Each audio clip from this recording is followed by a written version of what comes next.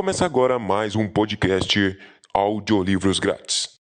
Antes de tudo, quero dizer que o audiolivro não substitui a experiência de um livro físico, simplesmente complementa a sua experiência. Por isso, acesse o primeiro link da descrição e compre já o seu livro. E antes de começar, conheça nossos patrocinadores. Atletas Protagonistas, o melhor podcast esportivo do Brasil. Toda semana um convidado novo, um atleta profissional esportivo, bate-papo com muito conhecimento e diversão. Afinal, atrás de um grande profissional tem uma grande história de superação. NTM Digital, os melhores serviços de marketing digital do Brasil. Tráfego online, criação de conteúdos, vídeos, campanhas, posts, social medias. Lá você encontra de tudo um pouco. Então, já acesse nosso Instagram. Divulgar aqui também nosso parceiro Vinícius, que vem dando uma força pra gente na criação desse podcast. Então já siga ele no Instagram, @oviniciusfarizi. Lembrando que todos os links das redes sociais e de contato estarão na descrição. Incentive você também esse podcast. Entre em contato conosco pelo e-mail da descrição ou faça uma transferência pelo QR Code ou pelo PicPay. Agora, vamos para o audiolivro.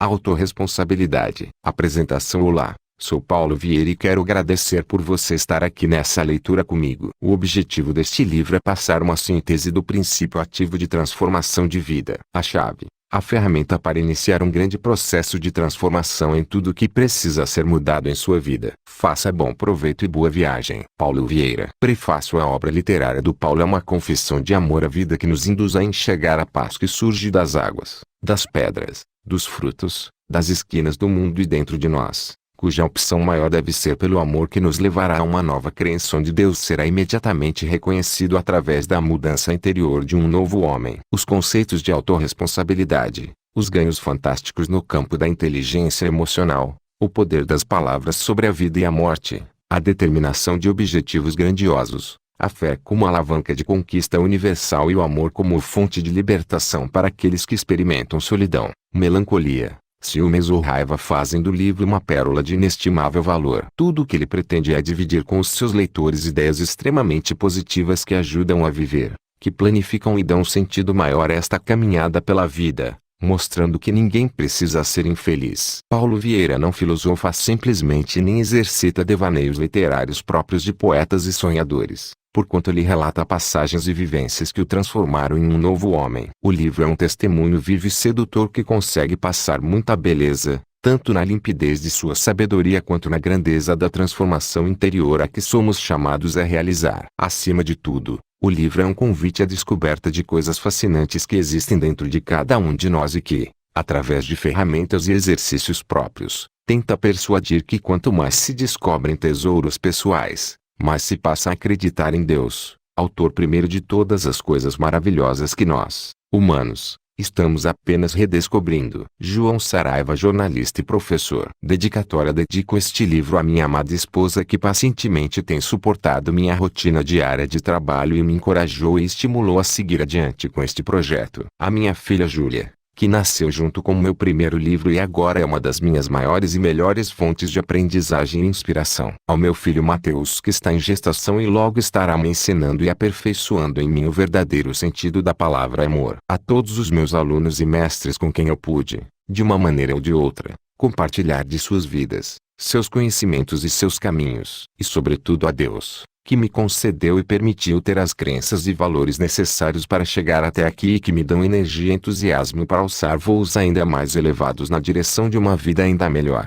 Transportar um punhado de terra todos os dias, e fareis uma montanha. Confúcio. Introdução. Por que ler esta coleção? Tem-se percebido que os profissionais com um elevado nível de inteligência emocional, que possuem uma extraordinária capacidade de liderança e gestão. Afinal, liderar não é dominar, é possuir as aptidões emocionais necessárias à arte de persuadir e criar condições de motivação, fazendo com que as pessoas contribuam para o alcance de um objetivo comum, construindo redes de trabalho, confiança, realizações e de talentos que, no conjunto, constituem a sabedoria e o poder da organização. Embasado conceitualmente no trabalho do psicólogo da Universidade de Harvard, Daniel Goleman, utilizando muitas ferramentas de programação neurolinguística e também a metodologia do processo Huffman, Formatei um programa que introduz uma perspectiva inovadora e prática de resultados claros e objetivos para integrar o conceito de inteligência emocional, no contexto e no desenvolvimento organizacional como também no contexto pessoal. Até porque não é possível separar o profissional do ser humano. Quando o lado pessoal tem conquistas ou perdas,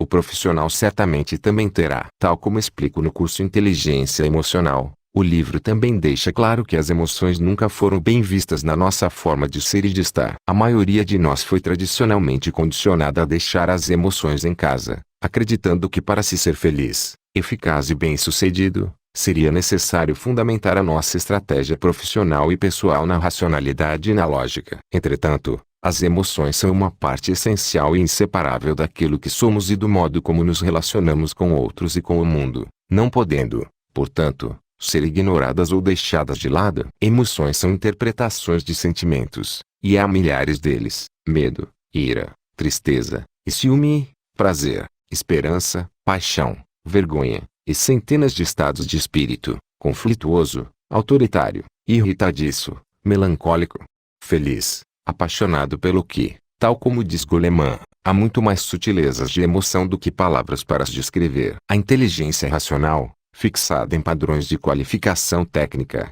provou não prover preparação suficiente para as tribulações e desafios que agitam a vida atual, não sendo de forma alguma a garantia de prosperidade, felicidade, prestígio ou de boa e eficaz liderança.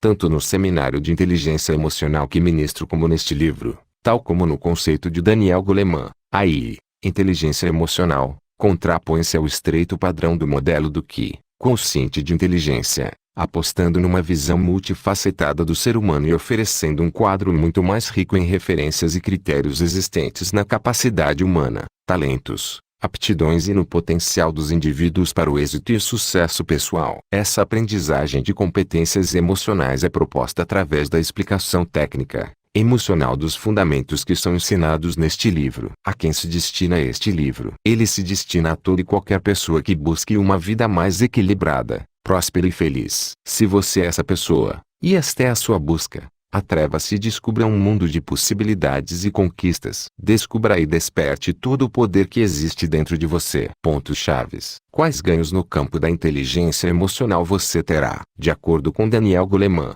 a inteligência emocional se divide em dois domínios principais: as competências pessoais e as competências sociais. Antes de iniciar a leitura desta coleção, é importante que você se autoavalie em cada um dos fundamentos descritos por Goleman e perceba onde estão suas maiores demandas. Após ler o livro e fazer os exercícios propostos, você deve voltar para a avaliação abaixo e pontuar novamente cada um destes fundamentos para que possa observar quais e quão grandes foram suas conquistas pessoais no campo da inteligência emocional. Como tudo começou, eram 7 horas de uma manhã de setembro do ano de 1997. O despertador tocou, abri os olhos e encarei a dura realidade. Mais um dia estava começando. Mais um de muitos dias repletos de problemas e muito poucos prazeres ou confortos. Era mais uma página da minha vida que estava começando naquela manhã, e diga-se de passagem, uma vida nada interessante nos últimos anos. Nesta época, minha vida parecia não ter solução. Quanto mais eu olhava as circunstâncias em que eu vivia,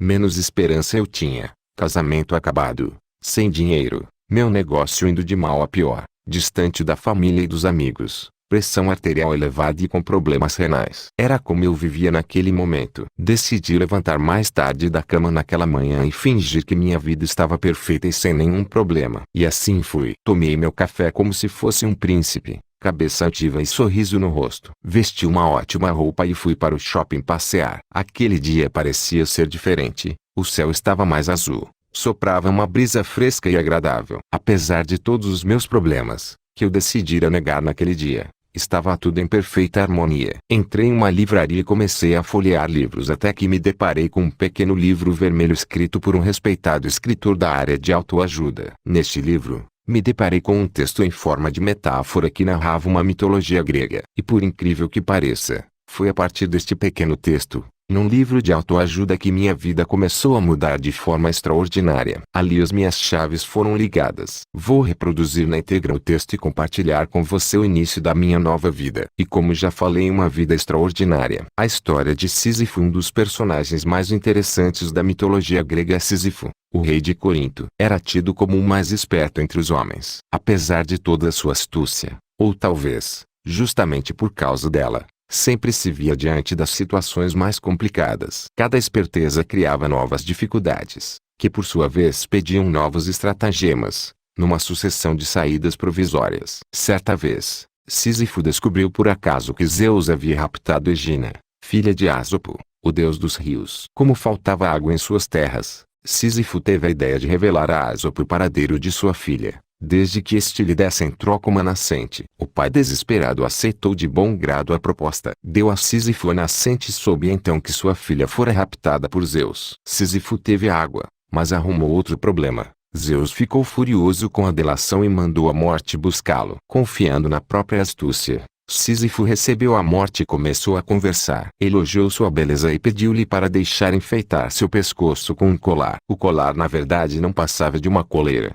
com a qual Sísifo manteve a morte aprisionada e conseguiu driblar seu destino. Durante um tempo, não morreu mais ninguém. Sísifo soube enganar a morte, mas arrumou novas encrencas. Desta vez com Plutão, o deus das almas e do inconsciente, e com Marte, o deus da guerra, que precisava dos préstimos da morte para consumar as batalhas. Tão logo teve conhecimento do acontecido, Plutão libertou a morte e ordenou que trouxesse Sísifo imediatamente para os infernos. Quando Sísifo se despediu da sua mulher, teve o cuidado de pedir secretamente que ela não enterrasse o seu corpo. Já nos infernos, Sísifo reclamou a Plutão da falta de respeito de sua mulher em não enterrar seu corpo. Então suplicou por um dia de prazo para se vingar da mulher ingrata e cumprir os rituais fúnebres. Plutão concedeu-lhe o pedido. Sísifo retomou então seu corpo e fugiu com a esposa. Havia enganado a morte pela segunda vez. Viveu muitos anos escondido, até que finalmente morreu. Quando Plutão o viu, reservou-lhe um castigo especial. Ele foi condenado a empurrar uma enorme pedra até o alto de uma montanha. Antes de chegar ao topo, porém, a pedra rolava a montanha abaixo, obrigando Sísifo a retomar sua tarefa até o fim dos tempos. Com este texto eu me percebi, vi que minha vida era um eterno recomeçar, onde eu muito me esforçava e quando estava prestes a ter a conquista, algo acontecia e ia tudo por terra. Percebi que eu me preocupava mais com o esforço do que com a conquista. Que sistematicamente eu não terminava o que havia começado. Que minhas atitudes e ações eram intempestivas e sem planejamento. E que isso normalmente me prejudicava. Percebi sobretudo que eu culpava os outros por todos os meus insucessos e desgostos. Ficou claro para mim, naquele momento, que o que eu vinha vivendo nos últimos 11 anos não eram fracassos, mas sim os resultados das minhas ações e atitudes. Cada resultado negativo que eu obtinha era Deus me alertando para que eu vivesse de forma diferente, que eu pensasse diferente. Afinal de contas, compreendi com clareza que eu era o meu grande sabotador. Por um lado, fiquei angustiado por reconhecer que após a adolescência eu vinha me fazendo de vítima e tendo pena de mim mesmo, que eu me vitimizava e me boicotava para chamar a atenção e me sentir amado. Porém, por outro lado, fiquei muito fortalecido e esperançoso.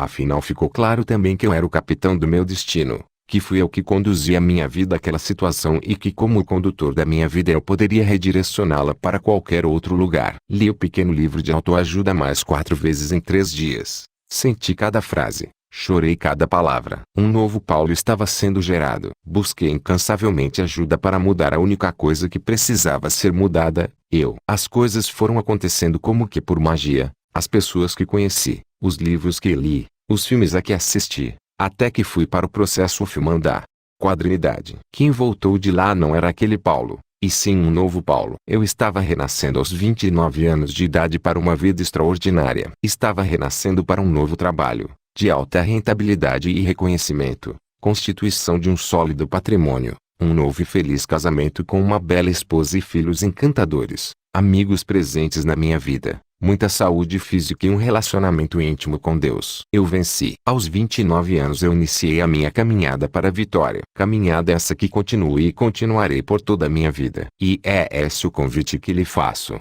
Venha comigo conhecer ferramentas capazes de mudar a sua vida. Venha fazer parte dessa caminhada. Acredite que nada é por acaso. Você está com este livro por um motivo e eu sei qual é. é para que você conquiste uma vida extraordinária. Venha comigo. A verdadeira felicidade não está em fazer o que se deseja, mas em amar o que realizou. Sir Winston Churchill. O que é sucesso? Rir muito e com frequência. Ganhar o respeito de pessoas inteligentes e o afeto das crianças. Merecer a consideração de críticos honestos e suportar a traição de falsos amigos. Apreciar a beleza. Encontrar o melhor nos outros. Deixar o mundo um pouco melhor. Seja por uma saudável criança, uma canteiro de jardim ou uma redimida condição social. Saber que ao menos uma vida respirou mais fácil porque você viveu. Isto é ter sucesso. Ralph Waldo Emerson. E ao final vão lhe perguntar: o que você fez da sua vida? E você, o que vai responder? Nada, Ticno. Identificando seu estado atual, tenho feito essas perguntas a milhares de pessoas durante os seminários e palestras de inteligência emocional e Leader Training. Agora gostaria de fazê-las a você. Como está a sua vida? Como estão seus sonhos e objetivos? Você tem sido próspero ou limitado, realizado ou frustrado? E ainda mais, como será seu futuro se continuar a viver como tem vivido? Exercício 1. Pare agora durante alguns minutos e, de olhos fechados, reflita com sinceridade sobre a sua existência, sobre suas facilidades e dificuldades. Reflita sobre quem você tem sido e responda as perguntas acima. O que eu trago neste livro é a possibilidade de você se tornar alguém muito diferente de quem tem sido. Um grande engano da maioria das pessoas é achar que são o que são, e que, como uma estátua de mármore, continuarão a ser da mesma maneira para sempre, sem a possibilidade de mudanças e de transformações de vida. Tenho brincado com tais pessoas dizendo que elas foram acometidas da síndrome de Gabriela. Eu nasci assim. Eu fui sempre assim. Vou morrer assim, Gabriela. Seria uma terrível maldição estarmos condenados a não poder mudar, sermos para sempre da mesma maneira. É importante entendermos que a nossa essência foi criada por Deus e é imutável,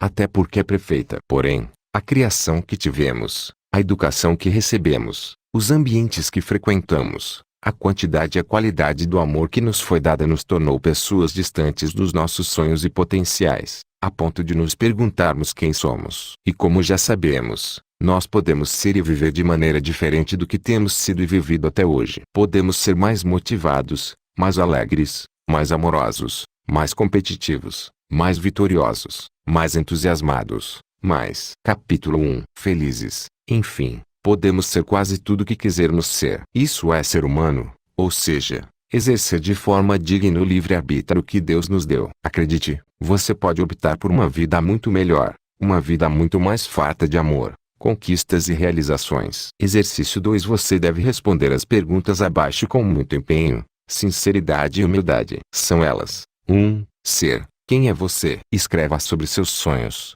projetos, medos, ansiedades, preocupações. 2. Fazer. O que você tem feito? Onde tem trabalhado e fazendo o quê? Que cursos tem feito? Qual atividade física tem praticado? O que vem fazendo em prol de você, da sua família e do mundo? Você se sente feliz com a vida que tem levado todos os dias? 3. Ter. O que você tem, possui, no contexto material? Onde mora? Que carro possui? Quais roupas veste? Possui poupança? Quais são os bens que você possui? Se após observar as respostas acima você perceber que a sua vida está ótima, que você é exatamente quem gostaria de ser, faz exatamente o que gostaria de fazer e tem tudo o que sempre quis ter, que não existe nada mais a conquistar, então você não precisa deste livro. Aconselho que o presenteie a alguém que realmente acredite precisar de ajuda. Para você, que precisa de ajuda, a minha proposta é que você seja, ser, uma pessoa diferente. Fazer, coisas que antes não fazia e as faça de forma prazerosa e finalmente ter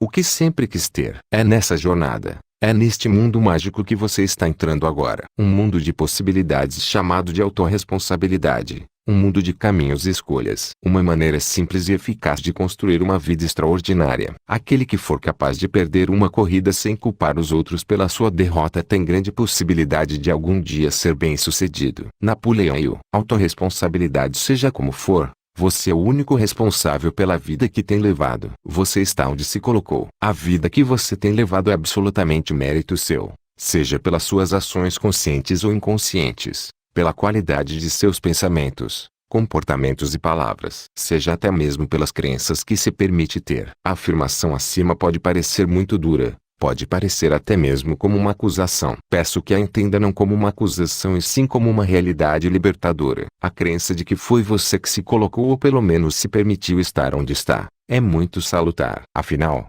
se foi você que se colocou na situação de vida que está hoje, por pior que seja ou esteja, você foi o timoneiro de sua vida, foi o responsável, foi o condutor do seu destino. E como condutor, como timoneiro da sua vida, você obteve resultados e não fracassos. E dentro desta perspectiva, se você não está satisfeito com os resultados que tem obtido, basta reconhecer o que está errado, reconhecer que suas escolhas e caminhos não têm sido satisfatórios e então, redirecioná-los de forma autorresponsável, objetiva e consciente, pois os acontecimentos de sua vida não são coincidências, não são fatalidades do destino e muito menos, você não é vítima de ninguém nem das circunstâncias. Autorresponsabilidade é a crença de que você é o único responsável pela vida que tem levado, sendo assim é o único que pode mudá-la. Paulo Vieira. Capítulo 2. Exercício 3. Reescreva a afirmação em negrito da página anterior em primeira pessoa com as suas próprias palavras. Pensando desta maneira,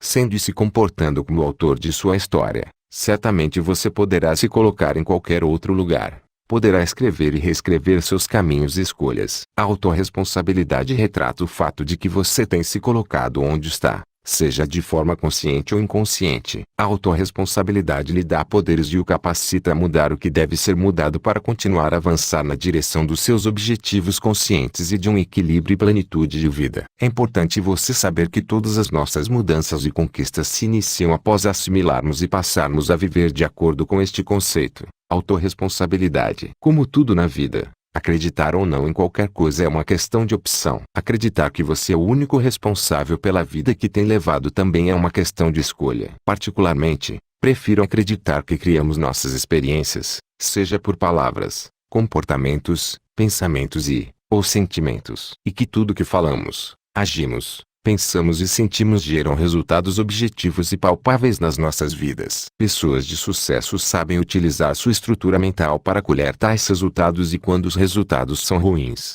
aprendem com eles e, responsavelmente, optam por uma estrutura mental correta e passam a falar diferente, pensar diferente e se comportar também de forma diferente. Pessoas de grandes conquistas, após uma derrota, não culpam as circunstâncias, as pessoas ou o destino. Elas assumem a responsabilidade pelos resultados e se perguntam: o que eu devo fazer diferente, para que da próxima vez os resultados sejam melhores? Se você não acredita que tem livre-arbítrio para criar e escrever sua história presente e futura de vida, se você não acredita que está criando o seu mundo a cada pensamento e a cada decisão que toma, se você ainda acha que seus sucessos e fracassos independem de você, isso demonstra que está à mercê das circunstâncias e perigosamente à mercê dos outros e do mundo. Para você que acredita que a vida é uma sucessão de acasos, resta a pergunta: quem está direcionando a sua vida? Quem é o responsável pelos frutos que você tem colhido? Certamente alguém está no controle. E se é Deus que está no controle de sua vida,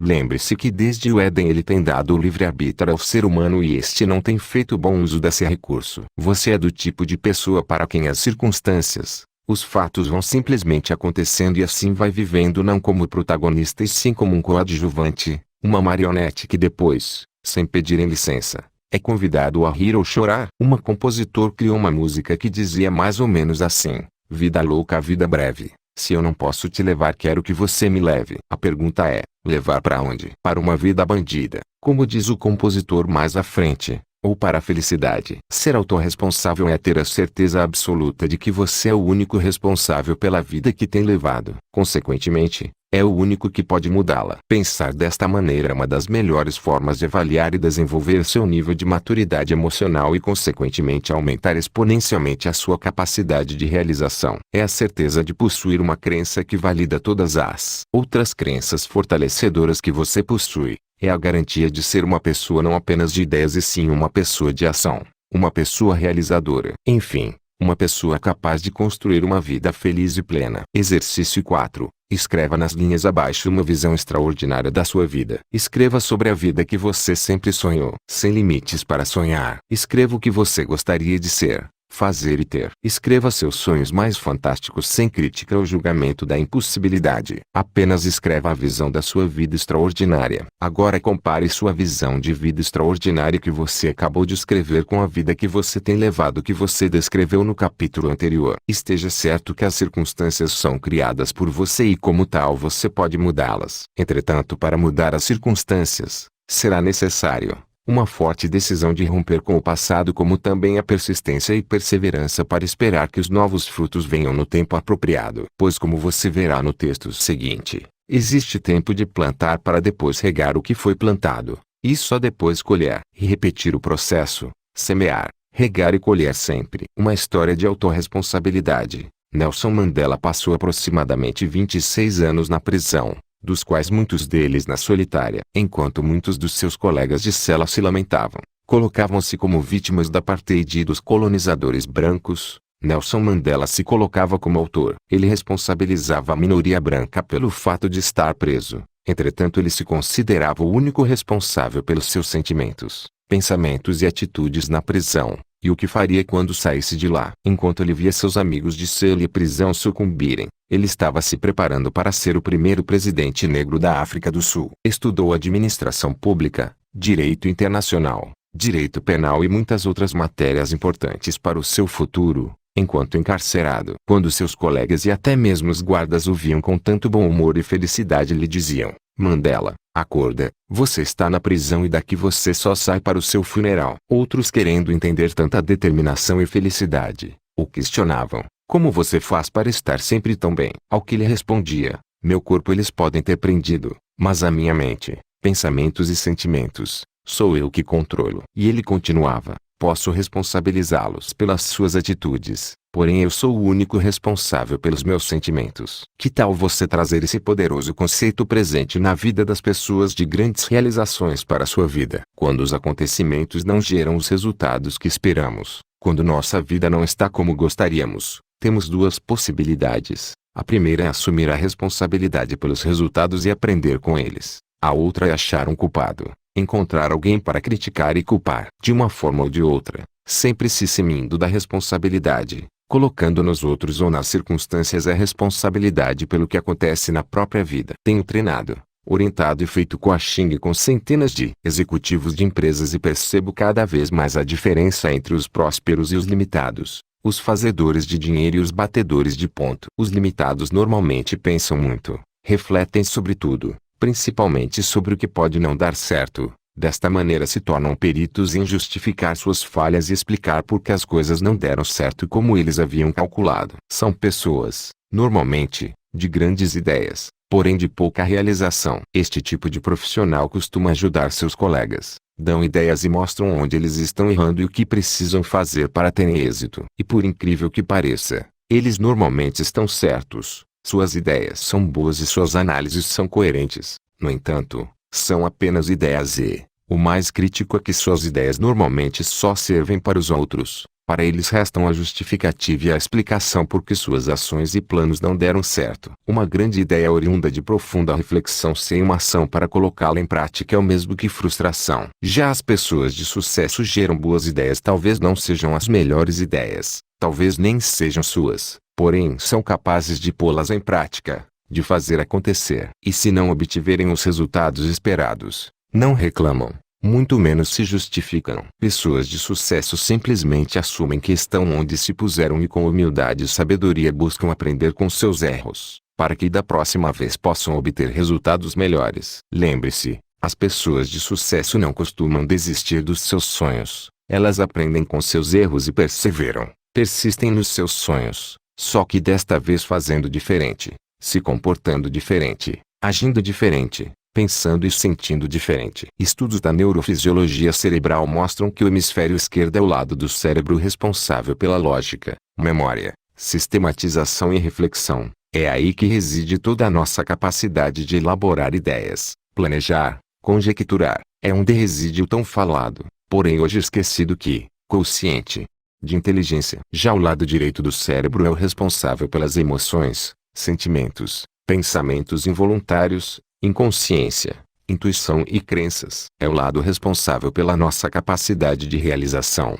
É um resíduo atualmente famoso que, quociente emocional, assunto tão abordado hoje em dia pelo famoso psicólogo de Harvard, Daniel Goleman, PhD. Desta maneira, próspero e vitorioso é o ser humano que consegue integrar estas duas áreas do cérebro, ter grandes ideias e conseguir agir para pô-las em prática. Porém, se eu tivesse que escolher entre ter grandes ideias e reflexões ou ser realizador, eu elegeria o hemisfério direito e a capacidade de realização, mesmo que fosse um realizador de ideias medíocres. Muito melhor realizar ideias medíocres do que ter grandes e espetaculares ideias e não pô-las em prática. Tenho visto pessoas prosperarem muito colocando ideias velhas e batidas em prática. Certa vez ministrei uma palestra sobre excelência pedagógica para 200 professores de uma organização educacional, quando uma professora muito capacitada intelectualmente discordou veementemente de ser responsável por tudo que vinha vivendo. Discordou do conceito da autorresponsabilidade. Ela protestou e disse: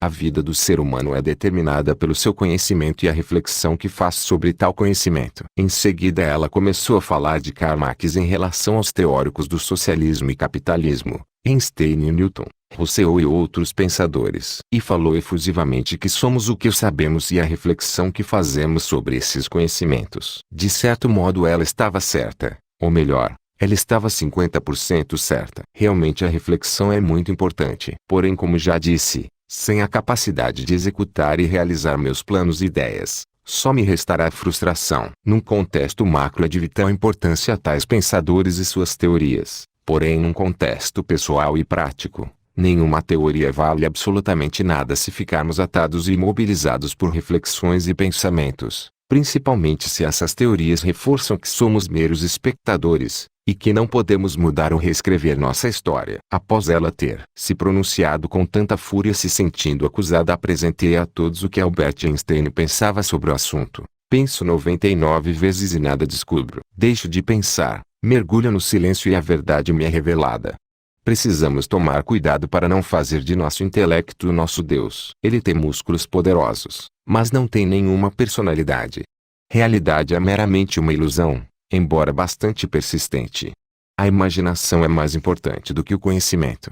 Uma pessoa só começa a viver quando consegue viver fora de si mesma. Albert Einstein. Projetei esse slide com os dizeres de Einstein. Ela copiou, pensou, fez uma série de diálogos internos e ansiosa pediu que eu continuasse. Depois ela me confidenciou: talvez a solução dos meus problemas existenciais esteja por aí. Após esta professora falar de sua discordância, uma outra tentou puxar aplausos junto aos outros participantes, indo contra o conceito de autorresponsabilidade. Importante dizer que a outra professora, que também não concordava com o conceito, chegou com uma postura totalmente reativa. Não participou de nenhuma dinâmica nem brincadeira. Sua postura e fisiologia corporal na cadeira demonstravam total rejeição à instituição e ao momento. Certamente, para estas duas professoras, suas vidas não estavam sob seus controles, e as coisas não estavam como desejavam, e provavelmente continuarão assim até que elas se tornem capazes de se responsabilizarem por suas vidas e destinos. Até que elas parem de achar culpados por seus insucessos e frustrações. Até elas pararem de se sentir vítimas da situação. Para prosperarem,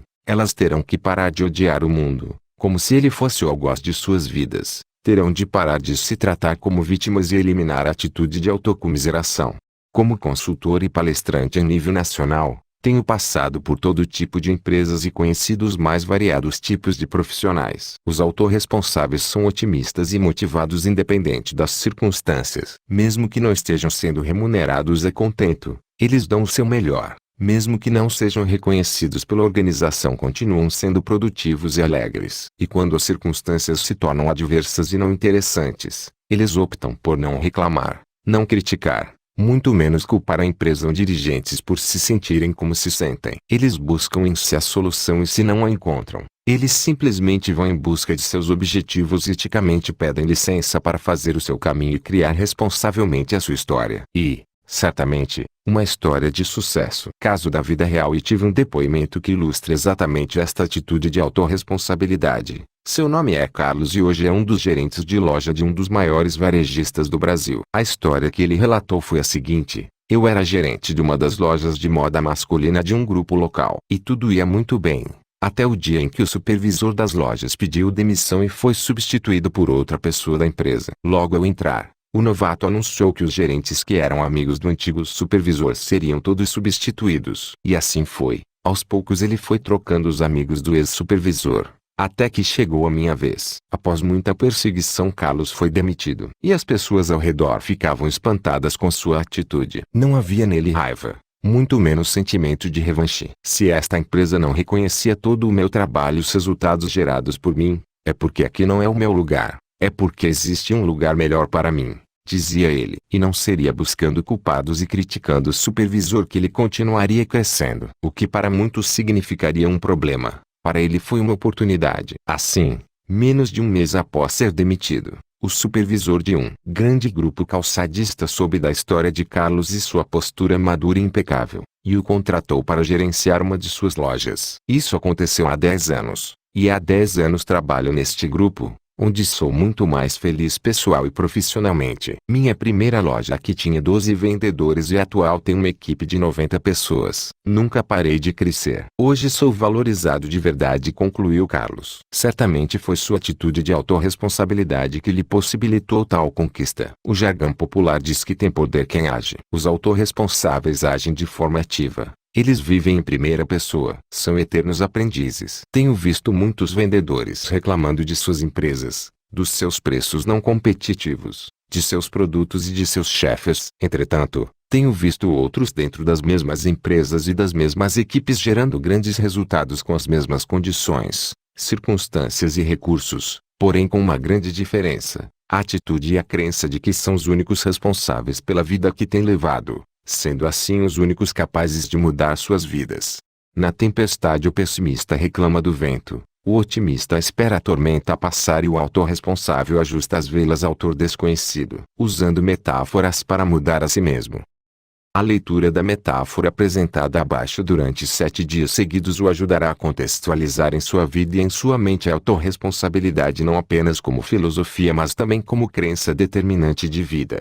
Capítulo 3. Trabalhar com alegria. Havia uma fazenda onde os trabalhadores viviam tristes e isolados uns dos outros. Eles estendiam suas roupas surradas no varal e alimentavam seus magros cães com o pouco que sobrava das refeições. Todos que viviam ali trabalhavam na roça do Senhor João, dono de muitas terras, que exigia trabalho duro, pagando muito pouco por isso. Um dia, chegou ali um novo empregado, cujo apelido era Zé Alegria. Era um jovem agricultor em busca de trabalho. Foi admitido e recebeu, como todos, uma velha casa onde iria morar enquanto trabalhasse ali. O jovem, vendo aquela casa suja e abandonada, resolveu dar-lhe vida nova. Cuidou da limpeza e, em suas horas vagas, lixou e pintou as paredes com cores alegres e brilhantes, além de plantar flores no jardim e nos vasos. Aquela casa limpa e arrumada destacava-se das demais e chamava a atenção de todos que por ali passavam. Ele sempre trabalhava alegre e feliz na fazenda, por isso tinha o apelido de Zé Alegria. Os outros trabalhadores lhe perguntavam: como você consegue trabalhar feliz e sempre cantando com o pouco dinheiro que ganhamos? O jovem olhou para os amigos e disse: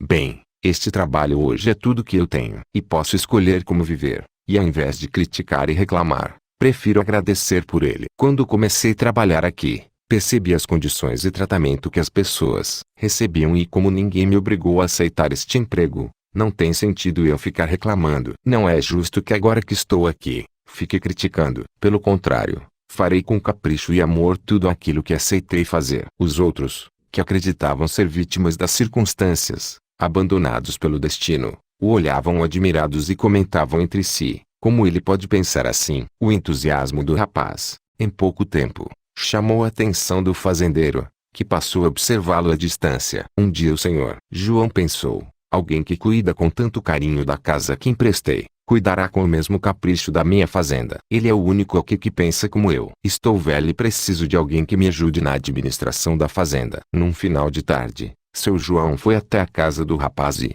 após tomar um café bem fresquinho, ofereceu ao jovem o cargo de administrador da fazenda. Convite que o rapaz aceitou prontamente. E com o novo cargo veio também uma nova casa e um novo salário. E seus amigos logo começaram a falar que ele era um grande puxa-saco, pois tinha convidado aquele crápula para tomar café em sua casa. Passado algum tempo, seus colegas comentaram como ele era sortudo e que tudo dava certo para ele. A resposta do jovem veio logo: em minhas andanças, meus amigos, eu aprendi muito. E o principal é que não somos vítimas do destino. Existe em nós o livre-arbítrio e assim, a capacidade de realizar e dar vida nova a tudo o que nos cerca. E isso depende de cada um. Continuou ele. Toda pessoa é capaz de efetuar mudanças significativas no mundo que a cerca. Mas, o que geralmente ocorre é que, ao invés de agir, jogamos a responsabilidade da nossa vida sobre os ombros alheios. E esperamos que eles atendam às nossas expectativas, que eles mudem, que eles sejam e ajam como nós queremos. Sempre encontramos alguém a quem culpar pela nossa infelicidade, esquecidos de que ela só depende de nós mesmos. Desta feita, eu decidi mudar a minha vida e para que isso aconteça sei que não poderei mudar a ninguém que não seja eu mesmo. Esta é a única maneira de colher mudanças positivas a longo prazo. Eu consegui o maior desafio do mundo. Eu mudei a mim mesmo e hoje sou responsável pela minha vida e destino. Autor desconhecido. Adaptação de Paulo Vieira para encobrir indolência, medo, rancores, infelicidades e sentimento de incapacidade. Muitos jogam a culpa nos pais, no cônjuge, no governo, nos empresários, nos políticos, na sociedade como um todo, esquecidos de que quem elege os governantes são as pessoas, que quem gera empregos são os empresários, e que a sociedade é composta pelos cidadãos, incluindo ele próprio, e que ele próprio ainda repete alguns dos erros que tanto incomodam nas outras pessoas. Assim sendo, cada um tem a sua completa responsabilidade na formação da situação que o rodeia. E para ser feliz, basta dar ao seu mundo um colorido especial, como o personagem desta história citada acima que, mesmo numa situação aparentemente deprimente para os demais,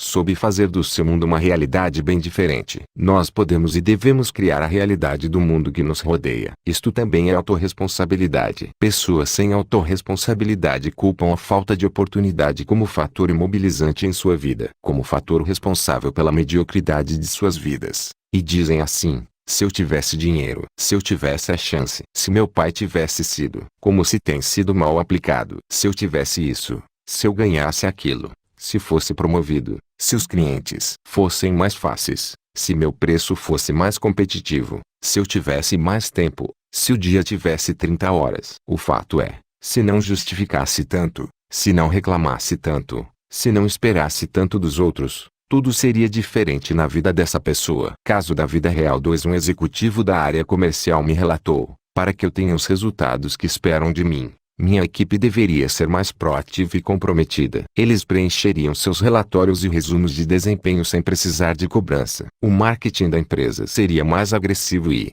principalmente, meu diretor seria mais compreensivo e menos exigente. Depois do seminário de inteligência emocional e algumas reuniões de coaching, seu discurso mudou e com ele todo o seu comportamento e atitude. Passou a ser assim: sei que tenho sido relapso e omisso. A maior parte de minha equipe é muito boa, mas precisa de mais acompanhamento e cobrança. Uma pequena parte da equipe, porém, não tem atitude nem potencial para estar na empresa e eu deveria ter tido a coragem moral para trocá-la. De qualquer maneira, todos precisam da minha experiência e treinamento. E na verdade meu diretor já me deu várias chances e ainda não fui capaz de aproveitá-las. Desta vez não vou tentar, muito menos fazer o meu melhor. Simplesmente vou agir. Vou fazer o que deveria ter feito há muito tempo. Vou assumir a responsabilidade pelos resultados da minha equipe. Se não obtivermos os resultados esperados, sei que fui o responsável. Estou em um momento em que continuar justificando e explicando os insucessos não me ajudará nem neste emprego nem em nenhum outro. Agora é minha vez. Minha carreira e minha vida só dependem de mim. Estou indo. Está na minha vez. Em um mês este executivo provou que seu discurso era verdadeiro, e com mudanças em suas atitudes e comportamentos, toda a equipe mudou de uma forma inimaginável. Ele próprio se surpreendeu, pois não acreditava que suas mudanças atitudinais tivessem tanto poder, que gerassem mudanças tão fortes na equipe em relação às vendas, procedimentos e clima organizacional. Caso da vida real 3. Um vendedor de uma concessionária de veículos de marca mundial, em um momento de desabafo me relatou: tudo nesta empresa é difícil. O salão de vendas é antiquado e muito apertado. A marca que nós vendemos está em declínio. Nossa assistência técnica é a pior do mundo. Ela só faz piorar a situação. Como é que se pode vender desse jeito? O problema não sou eu. O problema são os outros que não me deixam fazer meu trabalho direito. Paulo Vieira. Quem precisa de treinamento e consultoria não sou eu nem a equipe de vendas e sim os diretores. E ele continuou: se eu pudesse mudar a empresa, se eu fosse o gerente ou o dono daqui, aí sim tudo seria diferente. Mas como Deus não dá asa à cobra, sabe como é que é? né? Então vou levando como Deus quer. Para mim, estava tudo muito claro. Era um caso típico de um vendedor sem autorresponsabilidade. Um vendedor se sentindo injustiçado, vitimado pelo mundo, pelas circunstâncias e pela empresa, achando que todo o seu fracasso era provocado pelos outros e ele infelizmente não tinha meios de mudar a sua pobre existência. Depois de tanta lamúria e autocomiseração, já não aguentando mais, perguntei: há quanto tempo você está na empresa? Há 8 anos, ele respondeu. Quer dizer que você já fez bastante treinamentos e conhece tudo sobre esses automóveis. Duvido que alguém aqui entenda mais dessa marca de vendas do que eu, afirmou ele de forma categórica. Então, por favor, me responda, por que os novatos, jovens com muito pouca experiência em veículos e em vendas de carros, estão vendendo mais do que você? Com toda a prontidão, como se já estivesse esperando pela pergunta, ele respondeu em um tom agressivo e vitimado: se eles estivessem aqui desde o começo, estariam também como eu, desmotivados e cansados de remar contra a maré. Escondendo minha impaciência com tanta autocomiseração, continuei o diálogo: e por que você continua nesta empresa há tanto tempo, já que não concorda com as políticas internas, estratégias e estrutura física? O que o impede de ir buscar algo melhor, mais compatível com o seu potencial e estilo? Já que você é tão bom, por que você não foi em busca de uma empresa que saiba reconhecer o seu valor e experiência? Nesta hora ele ficou calado por algum tempo. Olhou para cima em busca de uma resposta convincente, depois ficou com o olhar perdido no horizonte. Quando enfim, olhou para baixo, sua fisiologia corporal se tornou mais humilde e seus olhos se encheram de lágrimas. Então falou: na verdade, tudo está diferente. Antigamente os clientes eram fartos, não havia tantas marcas competindo conosco. Era só a Ford, Fiat, Chevrolet e Volkswagen. Agora, é uma loucura. Toyota, Renault, Peugeot, Honda, Mitsubishi, Nissan, são mais de 30, muitas delas com fábricas aqui no Brasil, fora todas as outras que são importadas. Na época em que o fundador era quem tocava a empresa, não existia tanta cobrança, a gente tinha mais liberdade. A verdade é que era muito mais fácil vender um carro. Eram os clientes que compravam, bastava o vendedor estar atento e tirar o pedido. Cada dia que passa está mais difícil, os clientes são cada vez mais exigentes. É necessário um esforço muito maior. E para piorar, vem vocês da consultoria com essa história de pré-venda, pós-venda, prospecção, CRM, resumos de desempenho, quadros de metas, até prestação de conta de vendas adicionais existe agora. São muitas mudanças. Não sei se sou capaz. Nesta hora ele parou, refletiu um pouco mais e continuou: acho que estou meio acomodado, talvez até viciado no passado. Não sou mais nenhuma criança. Não sei se sou capaz de me adequar a tanta mudança. Visivelmente emocionado, pela primeira vez ele se permitiu refletir sinceramente sobre sua vida profissional e seu futuro. Pensar sobre seus defeitos e falhas, sobre o que fazia e deveria fazer. Diante de suas colocações, falei: o começo de sua virada já começou a acontecer. Você foi capaz de olhar para dentro de si e usar a autoconsciência, enxergar o que está bom e o que está ruim, o que deve ser mantido e o que pode ser mudado. Parabéns! Sua vida começou a mudar neste instante. E, para dar mais ênfase à sua possibilidade de mudança, apresentei-lhe 2 pressupostos da programação neurolinguística. Pressuposto 1. Todos temos os recursos que necessitamos para prosperar e ser felizes. Pressuposto 2. Se alguém pode, você também pode. Seu semblante começou a melhorar, sua cabeça se ergueu, seus ombros se projetaram para trás e um sorriso surgiu. Então ele perguntou: você acha mesmo que posso vir a ser um dos melhores vendedores da empresa novamente? Certamente que sim. Se pessoas sem experiência podem, imagina você com toda a sua bagagem e vivência. Mas para que seu sucesso ocorra, depende de apenas 2 coisas. Uma é que você continue nesta postura de autorresponsabilidade, reconhecendo que o que você está vivendo é o resultado de como você tem pensado, falado, se comportado, trabalhado e encarado a vida. E a segunda é a decisão firme de mudar a si mesmo, para que tudo mude à sua volta. Reafirmei: mude a si mesmo, e todo o mundo mudará à sua volta. Mude a você mesmo, e experimentará uma nova vida. E isso é uma decisão que só cabe a você. Apresentei com o meu livro Eu, Líder Eficaz, e em muito pouco tempo pude apreciar e me deleitar com uma nova pessoa surgindo, um novo profissional, um cabedal de mudanças capazes de redirecionar toda a sua vida, familiar, conjugal, social e até mesmo sua saúde e aparência física. Em conversas posteriores ele me relatou que a ferramenta que ele mais usou foram as 6 leis para a conquista da autorresponsabilidade. Responsabilize-se por sua vida. Aceite o desafio de usar sabiamente o livre-arbítrio que Deus lhe deu e vá em frente. Sua vida e realizações esperam por você. Como poderás dizer ao teu irmão: irmão, deixa-me tirar o cisco que está no teu olho, não atentando tu mesmo na trave que está no teu olho? Hipócrita, tira primeiro a trave do teu olho e então verás bem o cisco que está no olho de teu irmão. Lucas 6:42. 1. Se é para criticar os outros, cale-se. 2. Se é para reclamar, dê sugestão. 3. Se é para buscar culpados, busque solução. 4. Se é para se fazer de vítima, faça-se de vencedor. 5. Se é para justificar seus erros, aprenda com eles.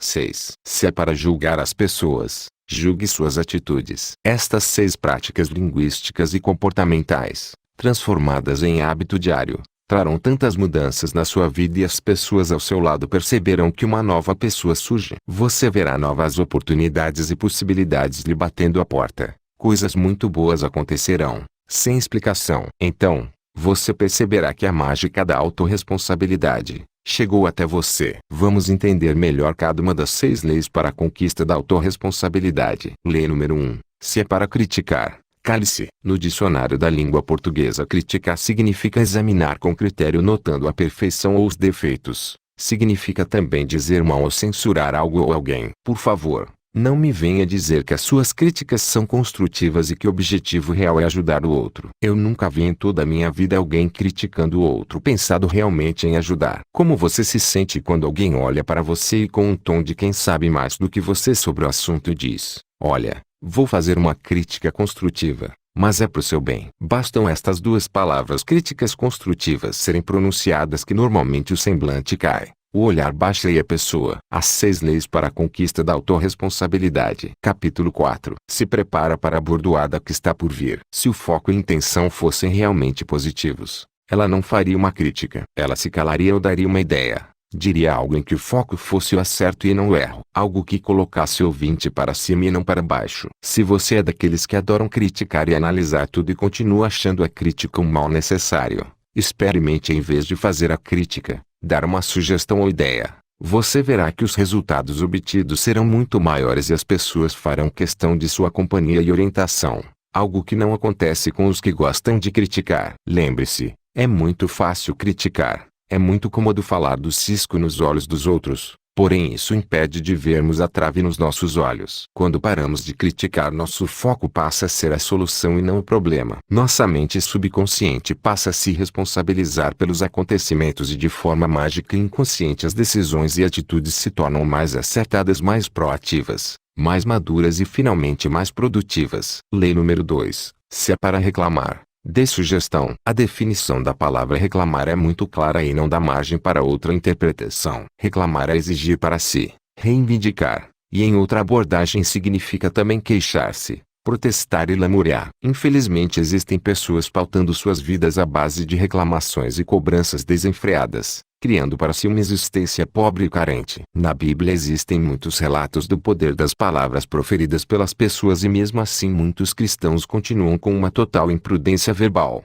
usando palavras de reclamação e lamúria como uma faca sem pegadura, que quanto mais tentam pegar para usar mais se ferem. Em 1 Coríntios 10:2.10 diz assim: que não se lamentem e lamuriem como fazem alguns, pois estes foram destruídos pelas mãos do anjo destruidor. A única coisa real que se consegue com a reclamação e lamentação é provar a imperfeição e incapacidade da outra pessoa, deixando claro que quem reclama é supostamente superior e mais capaz. Outra dentre as centenas de passagens bíblicas que falam sobre o perigo de se proferir palavras contaminadoras está em Efésios 4:29. Diz assim: não saia de vossa boca nenhuma palavra torpe, suja, contaminadora, e sim unicamente a que for boa para edificação, conforme a necessidade, e, assim, transmita graça aos que ouvem. Veja bem, esta passagem diz para falarmos apenas palavras que edifiquem, conforme a necessidade de quem ouve, e não para satisfazer o ego de quem fala.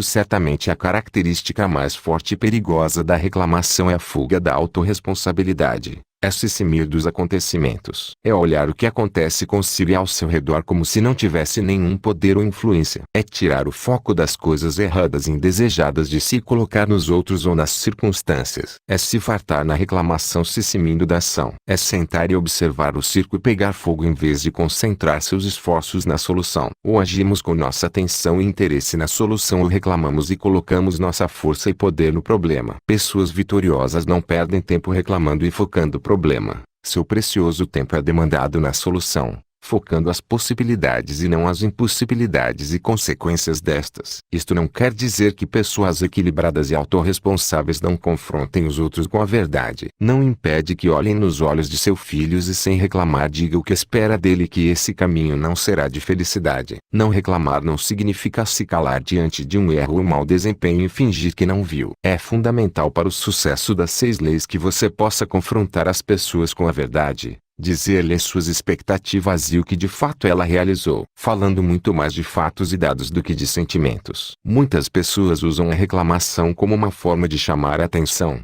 nem que seja fazendo-se de vítima e praticando autocomiseração. Já as pessoas plenas, realizadas e realizadoras optam em olhar e se deter prioritariamente nos pontos fortes, pois sabem que palavras são sementes adubadas, e quando nos detemos mais nos problemas e erros são essas sementes que vão florescer, e quando nos detemos nas soluções e possibilidades são estas que florescerão, e muitas vezes as possibilidades florescem tanto que os problemas se tornam irrelevantes. Porém, como tudo na vida, a qualidade das palavras que serão proferidas por você é uma opção. Se serão palavras de críticas e cobranças, ou se serão elogios e validação. Exerça o livre-arbítrio e fale bem. Fale com prudência. Lei número 3. Se é para buscar culpados, busque a solução. Como a crítica, buscar culpados é uma maneira fácil e rápida de se desresponsabilizar pelo mundo em que vive, pelos acontecimentos, pelos fatos e resultados obtidos em sua vida e ao seu redor. É muito fácil olharmos para os erros dos outros,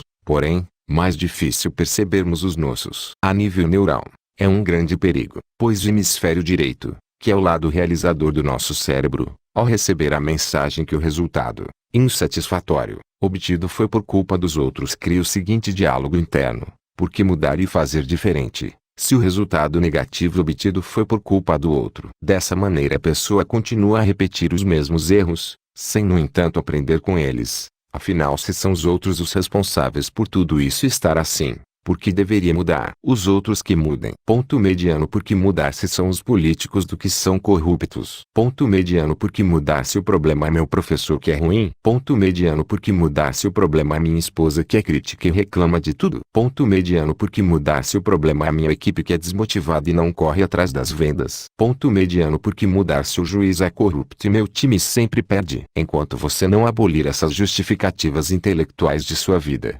nada vai mudar. Tenho visto muitos vendedores chegarem de uma venda, ou melhor, de uma tentativa de venda reclamando, criticando e culpando seus clientes por não conseguirem vender e por as vendas estarem baixas. Afinal, eles só querem descontos impossíveis, prazos enormes, etc. Afinal, se são os clientes os culpados, por que esse vendedor deveria mudar? Por que esse vendedor deveria usar novas técnicas, como raporte, link, fisiologia corporal, inflexão vocal? Por que me capacitar mais, fazer novos treinamentos se o problema e culpa pelos meus fracassos são os outros? Não busque culpados. Busque solução e aliados, parceiros de uma aprendizagem eterna. Lei número 4. Se é para se fazer de vítima, faça-se de vencedor. Muitas pessoas possuem um terrível hábito de se fazerem de vítima, seja criticando e reclamando ou colocando-se em uma situação de inferioridade e sofrimento. Por que tantas pessoas se fazem de vítima e praticam autocomiseração? Existem várias explicações e motivos.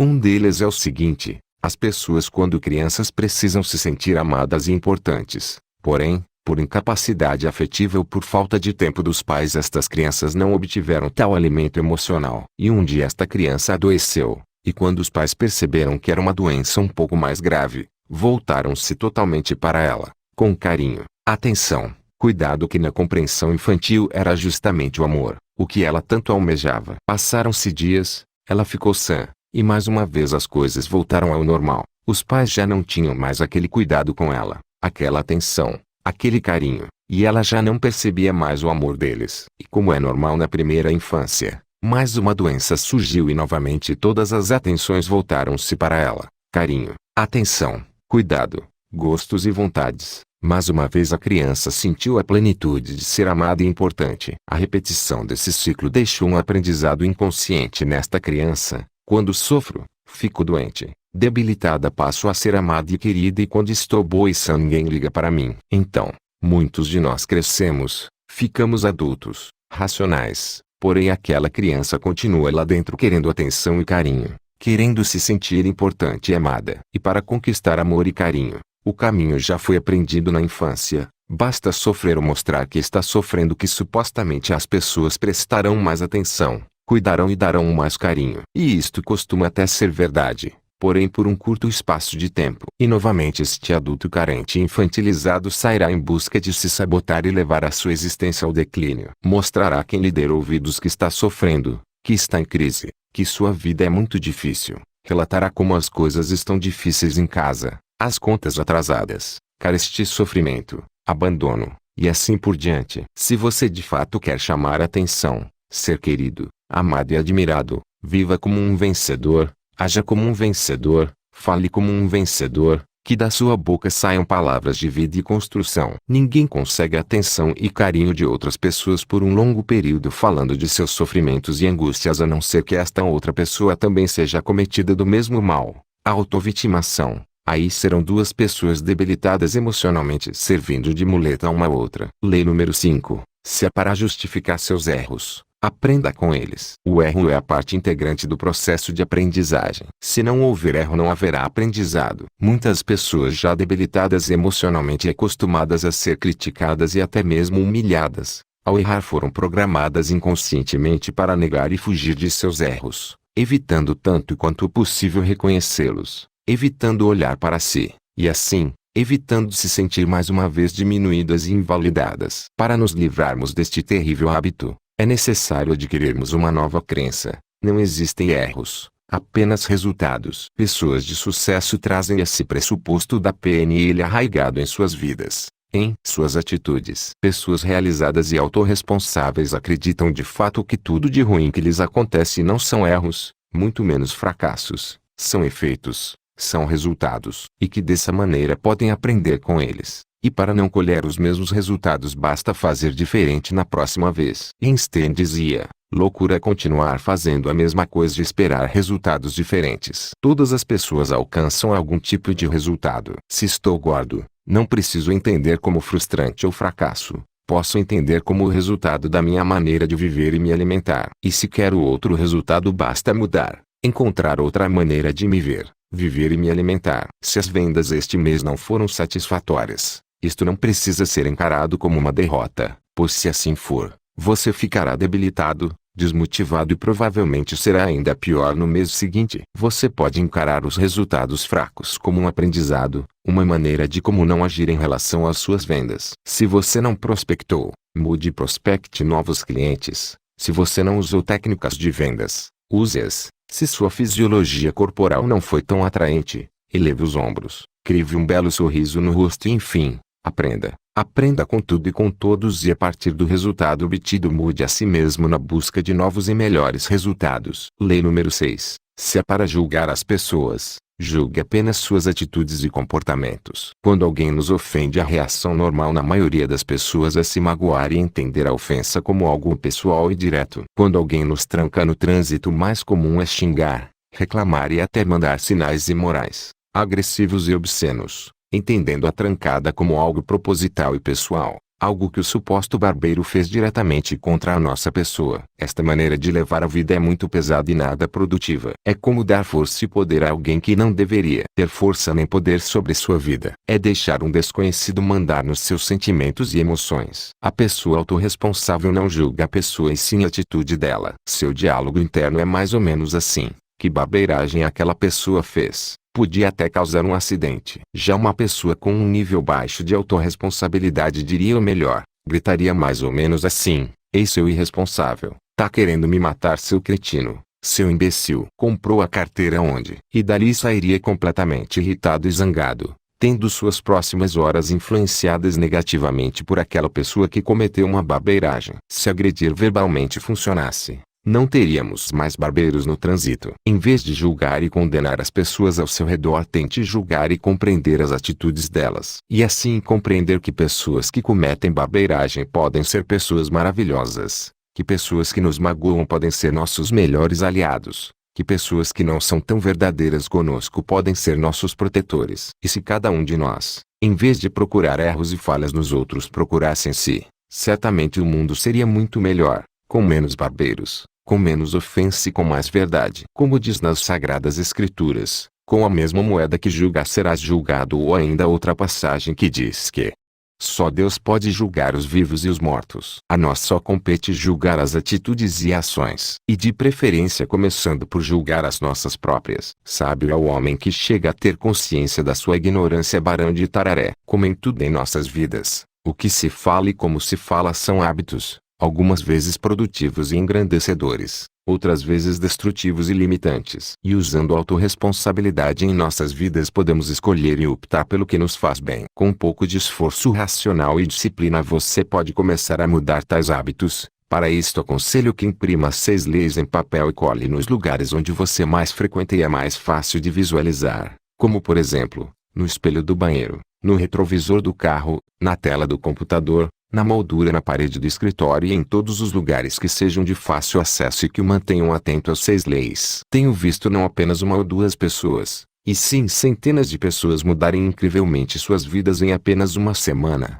praticando unicamente as 6 leis da autorresponsabilidade. Vá lá, imprima, cole, faça bom uso e comece agora a sua transformação de vida. Lembre-se que tudo muda após você mudar. Uma pessoa que muito admiro, dona de uma madeireira, colocou as 6 leis em cartazes espalhados pela empresa, inclusive no banheiro. E o cartaz começa com o título: urgente, e abaixo vão as 6 leis da autorresponsabilidade. Outros clientes transformaram em adesivos. Caso você ainda não tenha compreendido ou concordado, repito aqui um texto que publiquei no meu último livro, que traz uma característica comum nas pessoas que não possuem em si o conceito e a crença da autorresponsabilidade. Pessoas que optam por criticar, reclamar e se esconder atrás dos outros. Pessoas que estão à margem de suas próprias vidas. Como usar as 6 leis da autorresponsabilidade. Capítulo 5. Os outros.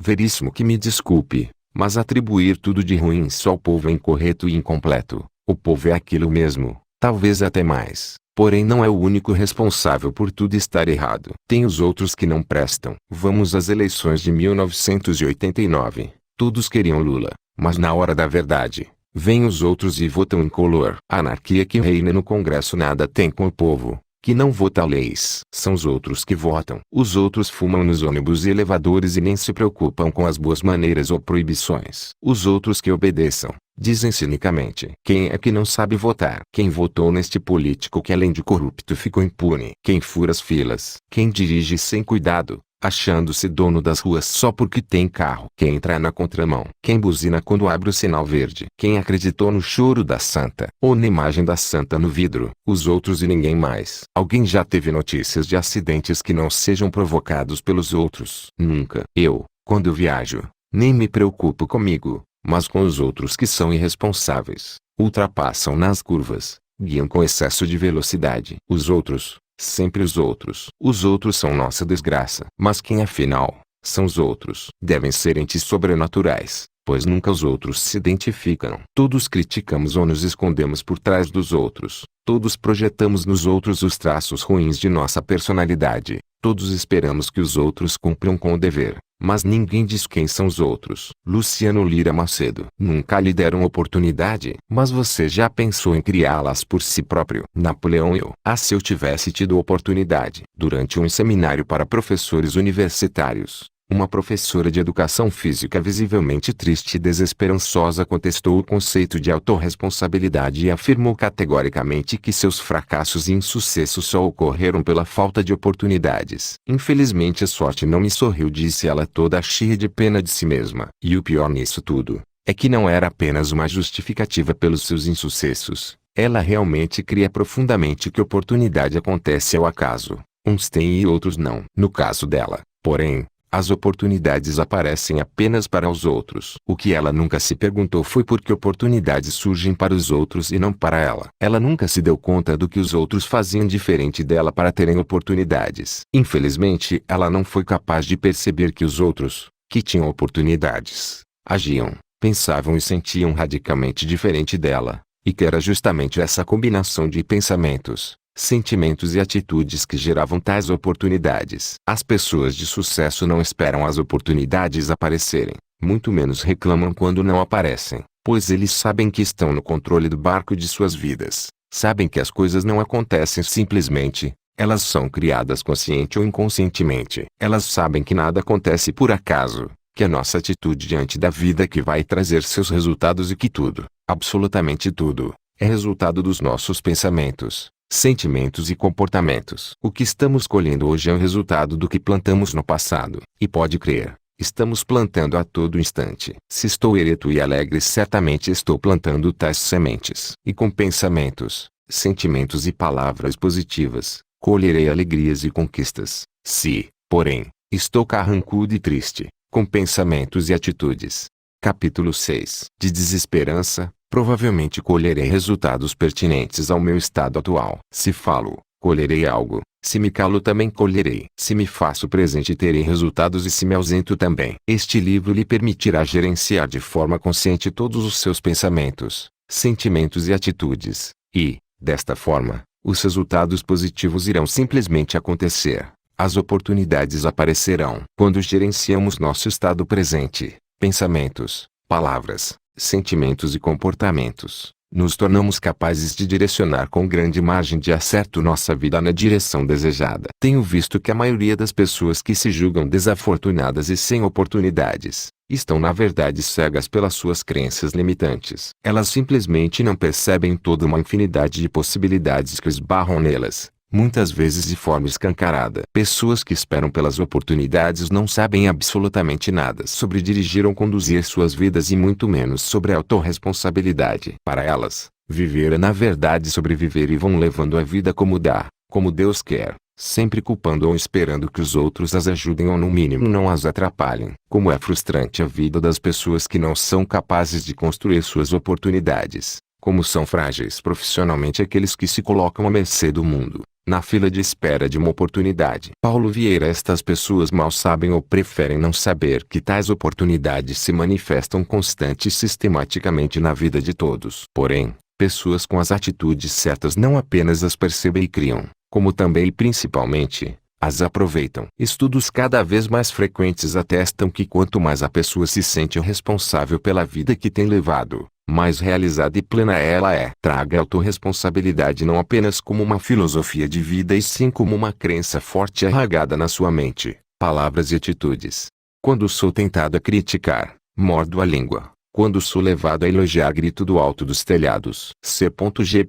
Mandino. Para sentir e refletir, possuis os recursos financeiros coerentes com as tuas atitudes, nem mais, nem menos, mas o justo para as tuas lutas internas. Teu ambiente de trabalho é o que elegeste espontaneamente para a tua realização. Teus colegas e amigos são as almas que atraíste, com tua própria afinidade, habilidades e debilidades. Portanto, teu destino está constantemente sob teu controle. Deus te deu livre-arbítrio e tu escolhes, recolhes, eleges, atrais, buscas, expulsas, modificas tudo aquilo que te rodeia a existência. Cuida das palavras que saem da tua boca. Elas têm poder de vida e morte. Elas têm poder de bênção e maldição. Teu corpo clama, teus ombros pedem, tua coluna ereta ou não, é eloquente. Teus pensamentos e vontades são a chave de teus atos e atitudes. São as fontes de atração e repulsão na tua jornada e vivência. Não reclames nem te faças de vítima. Antes de tudo, analise e observa. A mudança está em tuas mãos. Reprograma tua meta.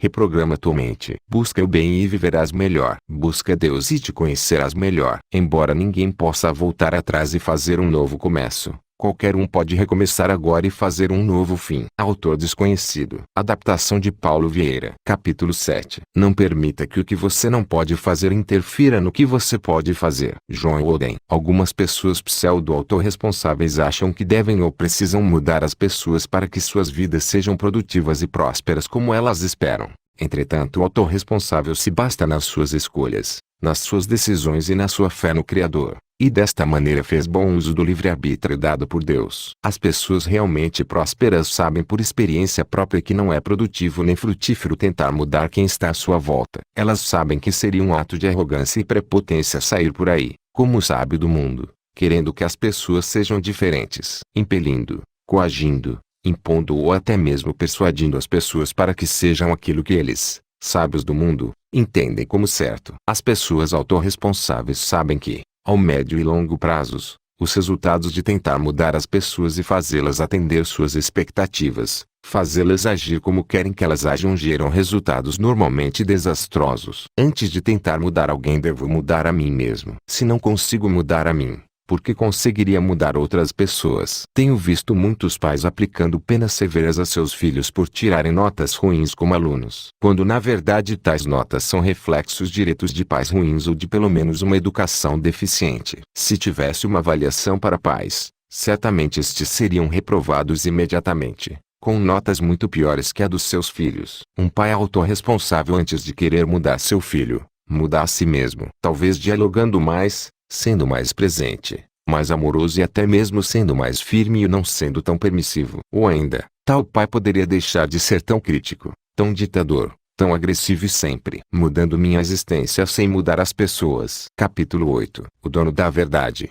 invalidando seu filho, fazendo crer que é incapaz e inadequado para a vida. Você, gerente de vendas, executivo ou proprietário, já pensou em não tentar mudar a sua equipe, e mudar a si mesmo? Em vez de cobrar que sua equipe se capacite, você poderia e deveria se capacitar. Em vez de querer que eles sejam os melhores vendedores, você antes deveria ser o melhor gerente ou líder. Antes de querer que eles fossem objetivos e focados em resultados, deveria você implantar ferramentas gerenciais de vendas, que dessem foco e direcionamento não para eles, e, sim, para você como o responsável maior pelos resultados. Quantos de nós gostaríamos de mudar a cabeça e o caráter dos políticos que além de corruptos muitas vezes são administrativamente incompetentes? Entretanto, por incompetência emocional não olhamos para nós mesmos. Por isso não percebemos que tais políticos não são em nada diferentes da maior parte da população, ou seja, de nós. Em casa as finanças pessoais totalmente desorganizadas e mal administradas. Dentro do alcance de honestidade costumam se beneficiar e se apropriar do que não lhes pertence. Seja aceitando um troco dado a mais,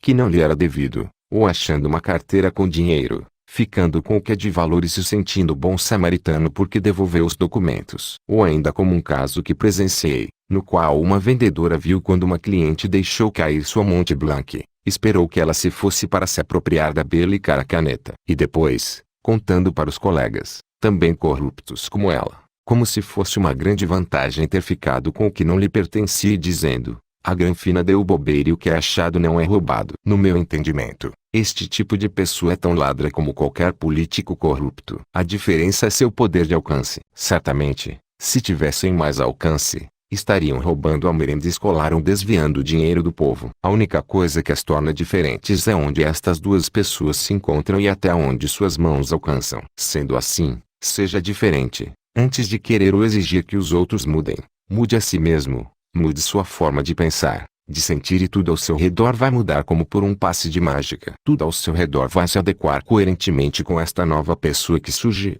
você. O que disser ao ímpio, justo é, os povos o amaldiçoarão, as nações o detestarão. Mas para os que o repreenderem haverá delícias, sobre eles virão a bênção do bem. Provérbio 24, 24 a 25. Confrontando a si e aos outros com a verdade. Jesus é minha grande inspiração, o maior de todos os líderes, o maior de todos os empreendedores, o mestre dos mestres. Ele de fato era completamente autorresponsável. Ele não criticava, não reclamava, não buscava culpados, não se fazia de vítima, de modo algum julgava as pessoas. Entretanto, ele confrontava as pessoas e as situações com a verdade. Ele era completamente verdadeiro. Ele não fugia nem se calava diante do que era verdade. Ele não se privou de expulsar os vendilhões do templo. Ele não se calou diante dos hipócritas fugindo da ira vindoura. Ele não se calou diante de seus discípulos quando, ao invés de orar e vigiar, foram dormir. O mesmo serve para nós que buscamos autorresponsabilidade. Devemos nos alegrar com a verdade, mesmo que ela doa em alguém, mesmo que ela doa em nós mesmos. O autorresponsável sabe a importância da verdade ao elogiar um bom comportamento e resultado, como também ao confrontar alguém com seu comportamento e atitude inadequados. Entretanto, devemos estar atentos. Afinal, não somos nem de longe como Jesus Cristo em sabedoria e santidade. Por isso, muito cuidado e discernimento ao confrontar alguém. E, sobretudo, antes de confrontar quem quer que seja, você deve ser um perito em confrontar a si mesmo com a verdade. Obrigado por ter escutado até aqui e esperamos que tenha gostado. Então já deixe o seu like e nos siga. Abraço.